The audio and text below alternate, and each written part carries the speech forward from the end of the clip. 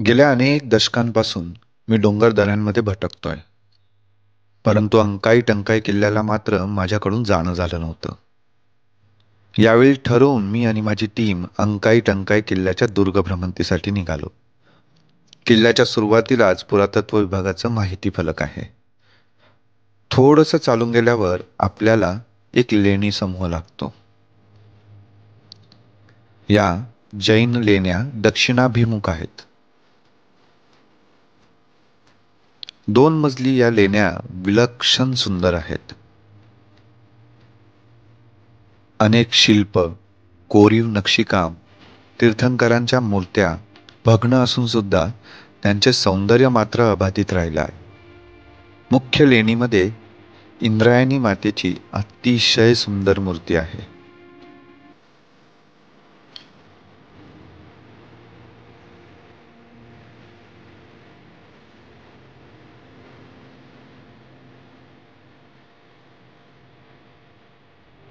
या लेण्यांचे वैभव डोळ्यात साठवून आम्ही पुढचा ट्रेक सुरू केला.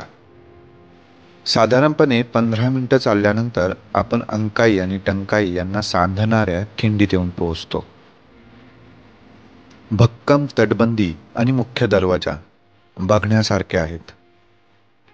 या ठिकाणी आम्ही थोडा नाश्ता करून प्रथम टंकाई किल्ल्यावर जायचं ठरवलं.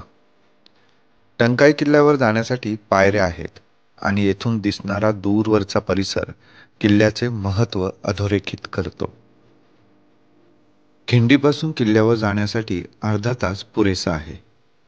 टंकाई किल्ल्याची उंची समुद्रसपाटीपासून साधारणपणे 2800 फूट आहे.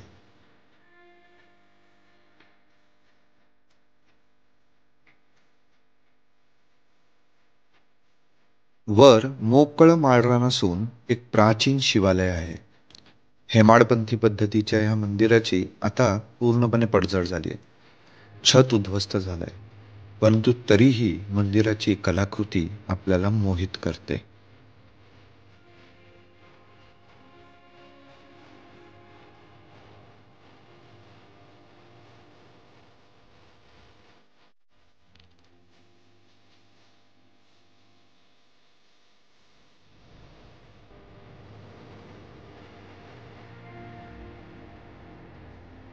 महादेवाचे दर्शन घेऊन आम्ही थोड्या वेळ आराम केला.